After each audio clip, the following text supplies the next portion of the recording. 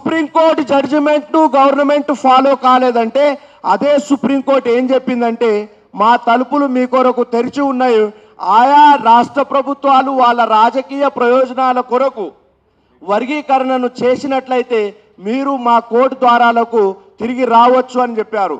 మేము ఖచ్చితంగా దీన్ని రానున్న కాలంలో కోర్టులో ఛాలెంజ్ చేయబోతున్నాము, సుప్రీంకోర్టుకి వెళ్తాము.